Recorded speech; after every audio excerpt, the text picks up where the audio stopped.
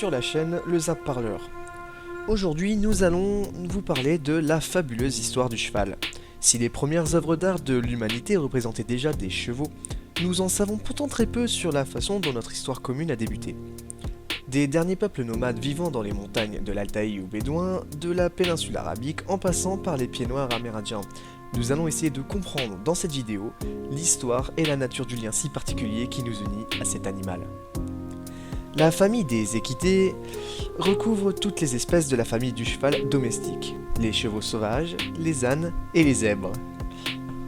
Cette famille est issue d'une différenciation au sein des périssodactyles, de laquelle sont issus également les rhinocérotidae et les tapiridés au cours des Léocènes il y a 55 milliards d'années. Les membres de la branche Equidae évoluent différemment selon les régions où ils vivaient et les climats auxquels ils étaient confrontés. Leur évolution a subi l'influence de leur environnement et très probablement celle directe de l'homme. La découverte de cette histoire par les scientifiques a pu donner des arguments solides aux partisans de la théorie de l'évolution face aux vues des créationnistes. La première évolution, c'est l'Eohippus, surnommé cheval de l'aube, en Amérique et Hyracotherium pour l'Europe. Il est un genre éteint de mammifères qui vivaient dans les forêts de l'hémisphère nord, Asie, Europe et Amérique du Nord, pendant l'Éocène, il y a entre 60 et 45 millions d'années. Approximativement de la taille d'un chien, il pourrait être le premier membre de la lignée évolutive du cheval. En longueur, il ne mesurait environ qu'une soixantaine de centimètres, et sa hauteur au garrot était approximativement de 20 centimètres. Son crâne était allongé, il était muni de 44 dents présentant des couronnes basses. Il avait 4 doigts aux membres antérieurs et 3 aux membres postérieurs. Eohippus ne possédait pas de petits sabots mais s'appuyait sur des coussinets plantaires, semblables à ceux des chiens. D'après sa denture, il était herbivore, il se nourrissait ainsi donc de feuilles tendres. La deuxième évolution, c'est les Mesohippus. Ils forment un genre d'équidés primitifs ayant vécu en Amérique du Nord de 42 à 33,3 millions d'années. Ces caractéristiques équines sont plus marquées que chez les Eohippus et les Orohippus, puisque ses jambes sont plus longues, qu'il se tient principalement sur son doigt du majeur, que son museau est plus long, ses yeux sont plus ronds, plus portés sur les côtés et qu'il dispose d'une molaire supplémentaire. L'hémisphère cérébral ou la cavité crânienne était notamment plus grande que celui de ses prédécesseurs. Son cerveau était comparable à celui du cheval d'aujourd'hui, ses dents étaient également plus grandes. Le Mesohippus était l'un des mammifères les plus répandus en Amérique du Nord durant cette période. La troisième évolution, c'est les Myohippus, mot qui signifie petit cheval. Ces espèces sont communément appelées chevaux à 3 doigts. Il était un genre de cheval préhistorique qui a vécu dans ce qui est maintenant l'Amérique du Nord, de l'Éocène supérieur à l'Oligocène inférieur, il y a environ 36 millions d'années. Le troisième développement, c'est les Merychippus, un genre de chevaux primitifs qui a vécu au Miocène de 17 à 11 milliards d'années avant notre ère. Il vivait en troupeau, il mesurait environ 1,20 m et était le plus grand cheval ayant existé jusqu'alors. Son museau était plus long, sa mâchoire plus profonde et ses yeux plus écartés qu'aucun autre animal semblable au cheval ayant vécu jusqu'à maintenant. Le cerveau était également beaucoup plus grand, ce qui le rendait plus intelligent et plus agile. Merychippus était le premier cheval à posséder la tête caractéristique des chevaux actuels. Le pied était complètement soutenu par des ligaments et le doigt médian se terminait par un sabot, sans coussinet, charnu. Dans quelques espèces de Merychippus, les doigts latéraux étaient de plus en plus grands, alors que dans d'autres, ils s'étaient réduits et ne touchaient plus le sol qu'en pleine course.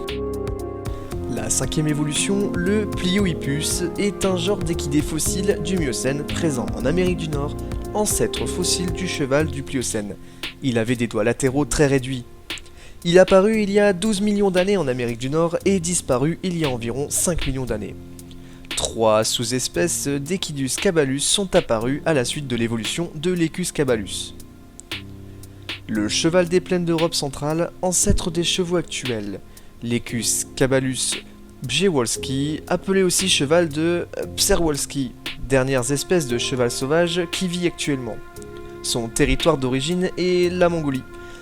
Puis l'Equus caballus du Mélini, dont descend le tarpan aujourd'hui disparu. Voici l'évolution du crâne du cheval, de son lointain ancêtre, l'Hyracotherium, de la taille d'un agneau au cheval d'aujourd'hui.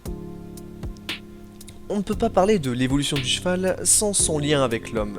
Si aujourd'hui la relation entre le cheval et l'homme fait partie de notre quotidien, depuis quand date cette relation si particulière?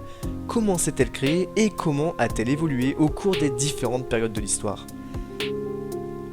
La domestication du cheval date de 5500 avant Jésus-Christ dans les steppes semi-désertiques d'Akmola, au centre du Kazakhstan.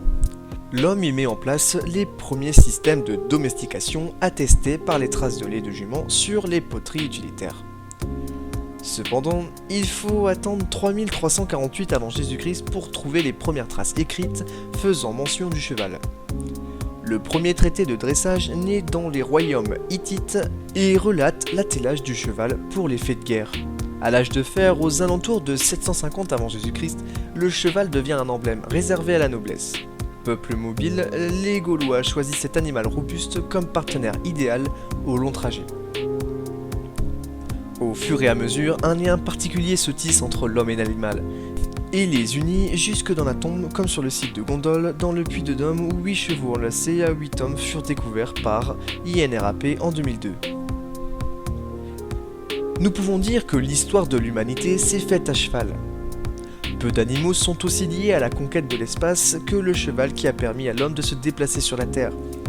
Celui qui élevait ou qui réussissait à se procurer de bons destriers, résistants et solides, était assuré de posséder de vastes empires, d'accumuler d'immenses trésors et de contrôler les routes commerciales. Durant au moins 5 millénaires, l'histoire de l'humanité s'est faite à cheval. Toutes les civilisations et cultures en témoignent, des Égyptiens aux Mayas en passant par les Indiens d'Amérique, les Peuls du Cameroun, les cavaliers des steppes mongoles ou encore les Bédouins de Jordanie. Évoquer la relation homme-cheval revient donc à aborder l'histoire de l'homme en ce qu'elle a aussi de glorieux mais aussi de plus sombre et terrifiant. Car le cheval, en servant l'homme, tant dans sa gloire que dans ses folies guerrières, a versé son sang sur les champs de bataille de l'histoire. Attila, Genghis Khan, grand destructeur d'humanité galopant dans la steppe, Charlemagne, empereur à barbe fleurie, a jamais campé sur son cheval, preux chevalier d'Azincourt se précipitant vers une mort certaine, Jeanne d'Arc dressée sur son destrier pour délivrer Orléans. Ils n'en sont que des exemples parmi tant d'autres. Faut-il le rappeler, premières grandes victimes du feu qui tuent lors de la Seconde Guerre mondiale ne sont autres que les chevaux. En effet, 60 000 chevaux sont morts en mai 1940, humble et fidèle serviteur de son maître. Ainsi, les 350 000 chevaux capturés par le vainqueur sont partis mourir sur le front de l'Est. L'héritage de ce passé belliqueux est encore tout à fait vivace dans la relation que l'homme entretient avec les chevaux, et de manière plus générale avec la nature. L'actualité nous le rappelle tous les jours si nous l'avions oublié. Le cheval fait désormais à jamais partie de nos vies, de nos rêves, et de notre histoire et de notre passé. Jadis, instrument de guerre et de pouvoir, ne mérite-t-il pas aujourd'hui non seulement qu'on lui rende justice, mais qu'on lui accorde aussi une attention et une écoute véritable? Et c'est ici que nous finissons notre vidéo. J'espère qu'elle vous a plu, n'hésite pas à lâcher un petit like et à t'abonner.